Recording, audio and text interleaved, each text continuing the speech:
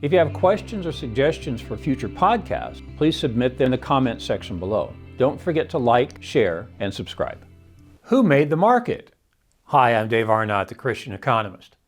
Whole Foods founder John Mackey said recently, "Capitalism is the greatest thing humanity's ever done." That's worth repeating and thinking about for a moment. Capitalism is the greatest thing humanity's ever done. Now, my first response is, Christ coming to earth was greater, but humans didn't do that. See, the capitalist market is where people vote. It's really the most democratic of systems. Now, as the Christian Economist, I would suggest that the market is where we love our neighbor as we love ourselves. In my little book, Economics and the Christian Worldview, I make the statement, if you love your neighbor, you will supply him products and services he demands. If you love yourself, you'll make a profit while doing so. In class this week, I tried to simplify the market. It's not easy to do. But very briefly, quantity demanded changes because of price, and the demand curve shifts because of what I call SPITE, S-P-I-T-E. That's an acronym for substitutes, population, income, taste, and expectations. Quantity supplied changes because of price, and the supply curve shifts because of SITE, an acronym which means the number of suppliers, input cost, technology, and expectations. There are 11 things moving all at the same time. Now you know why the idea of ceteris paribus is so important, because if I said that demand would go down because of a price increase, you would argue about any of the other 10. Ceteris paribus is a Latin term that means all else being equal. So, when prices increase, all else being equal, demand goes down. But think about those 11 effects, all moving at the same time. Who can set a perfect price in such a dynamic environment? Fed Chairman Jerome Powell can't do it. Treasury Secretary Janet Yellen can't do it. President Biden can't do it. No one can set a perfect price. See, humility really is at the heart of Christianity and economics. That's why the first two steps in Alcoholics Anonymous are, step one, we admitted we were powerless over our addiction, that our lives had become unmanageable. Step two, we came to believe that a power greater than ourselves could restore us to sanity. The four spiritual laws require humility because we believe we have to admit that God is greater than we are. The first is, God loves me. Second, I am sinful and separated from God. Humility is a critical lesson to learn in economics as well. As I'm recording this in 2022, the Federal Reserve Bank is promising to decrease bond buying and increase the interest rate next month. That's probably too late. I cover some of that humility in podcast number 21, titled Economic Humanism, and also in podcast number 41, In the Fed We Trust. The benevolent social planner. I often draw a simple happy face and replace the two I's with the letters I. And I explain that there could never be a benevolent social planner because that person would need perfect vision through two I's, but it's the letters I, get it? Information and intent. You should wonder how any supplier sets perfect prices with 11 dynamic effects changing at the same time. They can't. No one can. It's impossible to predict where all 11 of those things are going to land at the end of the day. My class at Dallas Baptist University starts at 8 a.m. Central Time. The stock market opens at 8:30 for us. Sometimes I'll ask the students, do you think the stock market has gone up or down in the last 15 minutes? They don't know. No one knows. Look, okay, there are three explanations for what moves prices, and the three suppliers of the answers happen to have different worldviews. First, Adam Smith. Yeah, that guy. He said products and services get distributed via the invisible hand. He was mostly a deist in worldview. He said that goods get distributed via the invisible hand of the market. Now, since the transactions of the market transcended human limitations, Smith said they were an expression of God's benevolent and providential governance of human society, since the market created a more harmonious order than we would otherwise expect. That's a pretty important point. Maybe that's why he's considered the father of economics. See, when fallen people enter the market, we should expect mayhem. Each person seeking their own self-interest should be a free-for-all tag team match. But it's not. Markets are orderly. People respect one another. They show grace and care for each other. Why? See, how can two people seeking their own self-interest provide for the interest of all? When markets are lightly regulated, they produce order. You buy gas without even seeing an attendant. You buy products from Amazon without a second thought about whether the product will arrive on time, at the prescribed price, and the promised quality.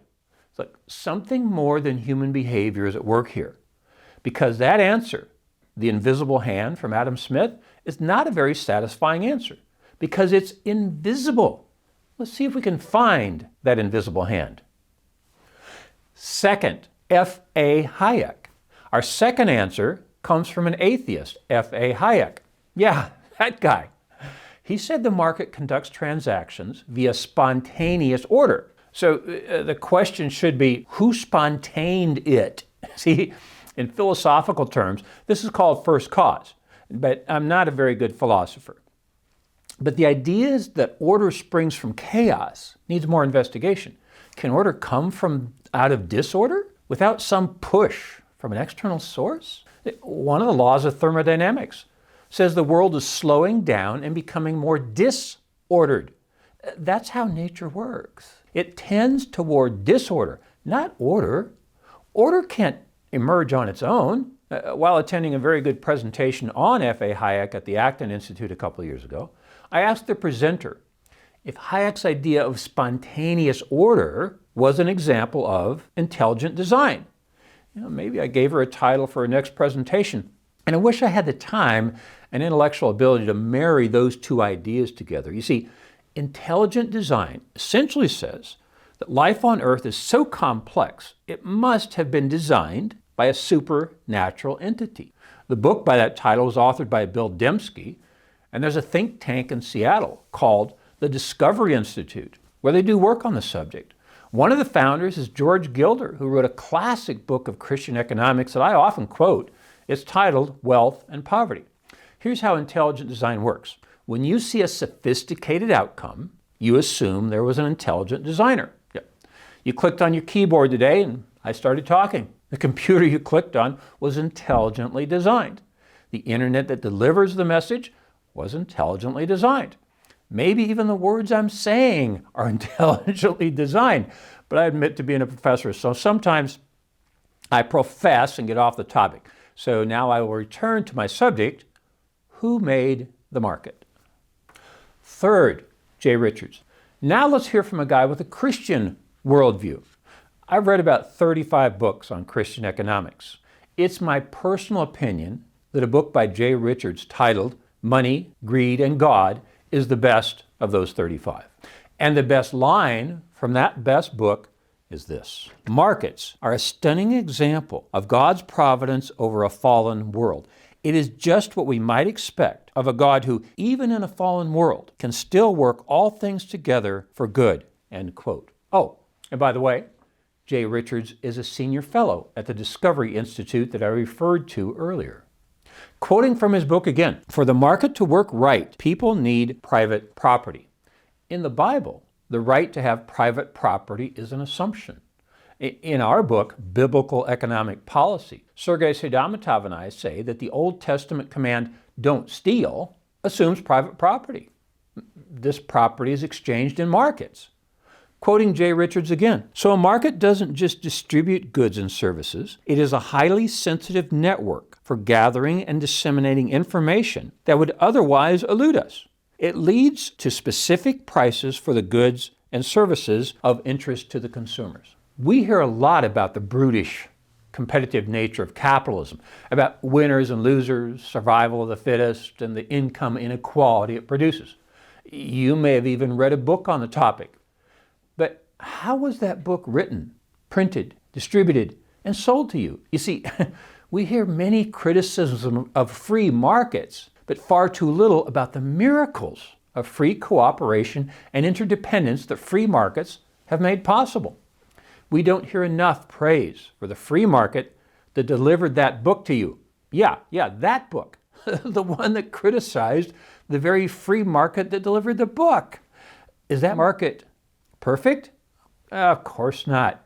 In any system where fallen humans engage with each other, there'll be imperfections. But free markets are so much better than the alternative, which in this podcast I've described as a benevolent social planner, and other times I've referred to that as socialism.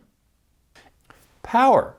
In a recent podcast titled The Great Reset, I made the point that the folks at the World Economic Forum don't like markets because it takes the power out of their hands. Fallen people who seek power are really at the heart of just about all economic maneuvers. The Great Reset by the World Economic Forum is just the latest example. In Senate hearings to get confirmed as the supervisor of banks at the Federal Reserve Bank, Sarah Raskin contradicted many clear statements she had made in the past about discriminating against fossil fuel companies. She thinks she knows what is best, and so she's choosing winners and losers, although she denied in her testimony that she would. See, power. That's what our fallen nature tells us to seek. And people seek it in economic terms just like they do in every other facet of life. Recently, I've been reading a book titled On Business and Economics, the writings of Abraham Kuyper. Maybe that's why it seems to me that markets are God's common grace that falls equally on believers and non-believers. It even falls on those who criticize the market. So, Whole Foods founder John Mackey was partly correct when he said capitalism is the greatest thing humanity's ever done. But it wasn't done by humanity. As Jay Richards points out, it was done by the providence of God. I'm Dave Arnott, the Christian Economist. Fear God, tell the truth, earn a profit.